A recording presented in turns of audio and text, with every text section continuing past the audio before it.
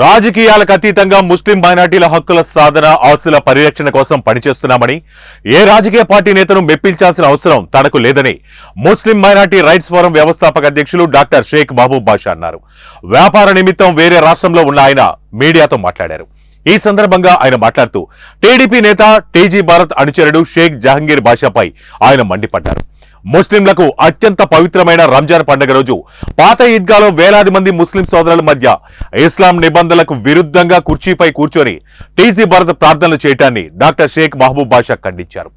ముస్లిం మైనార్టీల మనోభావాలను దెబ్బతీసే విధంగా ప్రవర్తించడంపై తాను మాట్లాడినట్లు ఆయన పేర్కొన్నారు. అంతేగాని జహంగీర్ బాషా చెప్పినట్లు టీజీ భరత్తోను గాని మాజీ మంత్రి మాజీ రాజ్యసభ సభ్యులు సీనియర్ నేత టీజీ వెంకటేష్ ద్వారా గాని తాను ఎటువంటి లబ్ధి పొందలేదని భవిష్యత్తులో పొందడానికి ప్రయత్నించడం లేదని ఆయన ప్రకటించారు. రాజకీయ నేతల అడుగులకు మడుగులు ఎత్తాల్సిన అవసరం తనకు లేదన్నారు. కేవలం ముస్లిం మైనార్టీల హక్కులు ఆస్తుల పరిరక్షణ తమ ప్రధాన లక్ష్యమన్నారు. టీజీ భరత్ను ప్రసన్నం చేసుకోవడానికి ఆయన మెప్పు పొందడానికి జహంగీర్ బాషా ముస్లిం సోదరుల మనోభావాలపై దెబ్బతీసే విధంగా మాట్లాడటం మానుకోవాలని, లేదంటే తగిన మూల్యం చెల్లించక తప్పదని ఆయన హెచ్చరించారు. ముస్లిం మైనార్టీల ఆస్తుల పరిరక్షణకు 4% రిజర్వేషన్ అమలుకు తన నాయకుడైన టీజీ భరత్ ద్వారా ప్రకటన చేయించే దమ్ము జహంగీర్ బాషాకు ఉందా అని ఆయన ప్రశ్నించారు. కబ్జాలకు గురవుతున్న ముస్లిం మైనార్టీల ఆస్తులను తిరిగి స్వాధీనం చేయించాలని ఆయన సవాల్ చేశారు. తాను టీజీ వెంకటేష్ ద్వారా గాని టీజీ భరత్ ద్వారా గాని లబ్ధి పొందినట్లు నిరూపించాలని ఆయన జహంగీర్ బాషాకు సవాల్ విసిరారు. తాను బహిరంగ చర్చకు సిద్ధమని ప్రకటించారు. తన నేతపై తనకు అభిమానం ఉంటే అది తన ఇంట్లో చూపించుకోవాలని, ముస్లిం సోదరుల మనోభావాలను దెబ్బతీసే విధంగా నమాజు చేయించడం తగదన్నారు. ముస్లిం సమాజం నుంచి వ్యతిరేకతను ఎదుర్కోక తప్పదని ఆయన హెచ్చరించారు.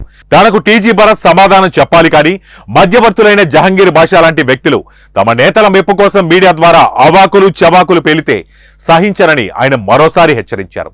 ఇదే పరంపర కొనసాగితే భవిష్యత్తులో తీవ్ర పరిణామాలను ఎదుర్కోవాల్సి వస్తుందని ఆయన జహంగీర్ బాషాను మరోసారి ఘాటుగా హెచ్చరించారు. ముస్లిం సోదరులకు, కర్నూలు ప్రజలకి ఈ ముఖ్య సందేశం ఏమంటే, ఈరోజు ఒక వీడియోను చూశాను. నేను నా వ్యాపార నిమిత్తం నేను వేరే రాష్ట్రంలో ఉన్నాను.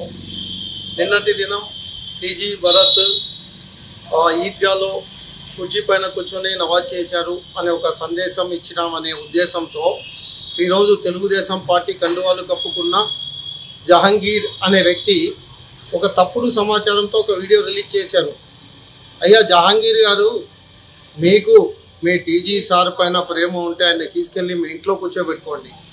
అంతేగాని ముస్లింల మనోభావాల్ని కించపరుస్తాను, నేను ఆయన తీసుకొచ్చి మసీద్లో పైన కూర్చోబెడతాను, ఈద్గాల్లో పైన కూర్చోబెడతానంటే ఎంఆర్పిఎఫ్ వ్యవస్థాపక అధ్యక్షుడుగా మీకు నేను హెచ్చరిక చేస్తున్నాను. మీ టీజీ భరత్ వల్ల కానీ వాళ్ళ తండ్రి టీజీ వెంకటేష్ వల్ల కానీ నేను లబ్ధి పొందినట్టు నిరూపించగలరా? బహిరంగ చర్చకు నేను సిద్ధం.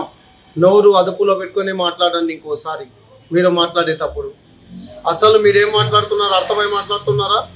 ఏదో మా లబ్ధి కోసము టీజీ భరత్ని ఏదో మేము అగౌరవపరచాలి, ఆయన కించపరచాలనే వ్యక్తిగతంగా మేము ఎక్కడ మాట్లాడలేదు.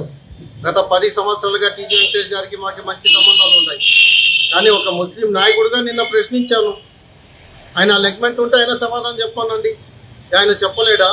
మీరు మధ్యలో ఆయన కండువా కప్పుకొని ఎందుకు వస్తున్నారు? మీ పార్టీ తొత్తులు మీరు, నేను కాదు. ఏదో ఒక పార్టీకి లబ్ధి చేయాలనే ఉద్దేశం మీకుంది. మీ నాయకుడిని సంతోషపెట్టాలని ఈరోజు సంకలు గుద్దుకొని వీడియోలు తయారు చేస్తున్నారు. నేను ఎవరినో సంతోషపెట్టాలా, ఎవడో లబ్ధి పొందే వ్యక్తిని కాదు.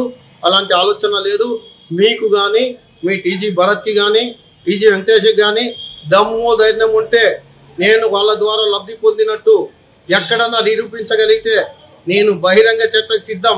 మీరు సిద్ధమా? ఈరోజు నేను ఈ మీడియా ముఖంగా ప్రశ్నిస్తున్నాను. ఇంకొకసారి నోరు అదుపులో పెట్టుకొని మాట్లాడండి, అర్థం చేసుకొని మాట్లాడండి. ఇది ఒక ముస్లిం మైనార్టీ అధ్యక్షుడిగా ప్రశ్నిస్తున్నాను.